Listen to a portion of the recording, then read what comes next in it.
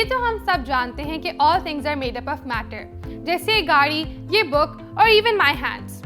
We see these things as a whole, लेकिन असल में ये बने हुए हैं from much smaller basic units. In smaller units को हम atom कह सकते हैं. By definition, an atom is the smallest particle of an element that can take part in a chemical reaction. हमारे periodic table के तमाम elements atom से ही बने हुए हैं.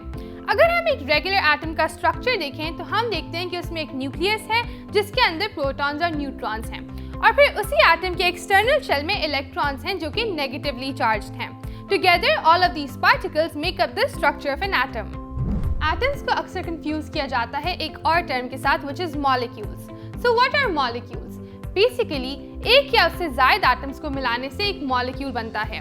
मॉलिक्यूल्स कैन बी मोनोएटॉमिक, डायएटॉमिक और triatomic based on the number of atoms within it. अगर same atoms मिलके एक मॉलिक्यूल बनाएं तो वो एलिमेंट कहलाता है, जबकि डिफरेंट एटम्स के मिलने से जो मॉलिक्यूल बनता है वो एक कंपाउंड कहलाता है. फॉर एग्जाम्पल, ऑक्सीजन एक एलिमेंट है जो दो ऑक्सीजन एटम्स को कंबाइन करने से बनता है, whereas वाटर एक कंपाउंड है जो कि दो हाइड्रोजन और एक ऑक्सीजन एटम को कंबाइन करने से बनता है. So by definition, a molecule is the smallest particle of a pure substance that can exist independently.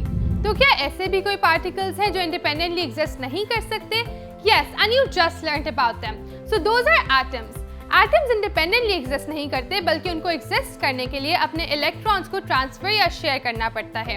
यही वजह है कि ऑक्सीजन एक मॉलिक्यूल की सूरत में दो एटम्स के साथ एग्जिस्ट करता है, ना कि अपने इंडिविजुअल एटम के तौर पर.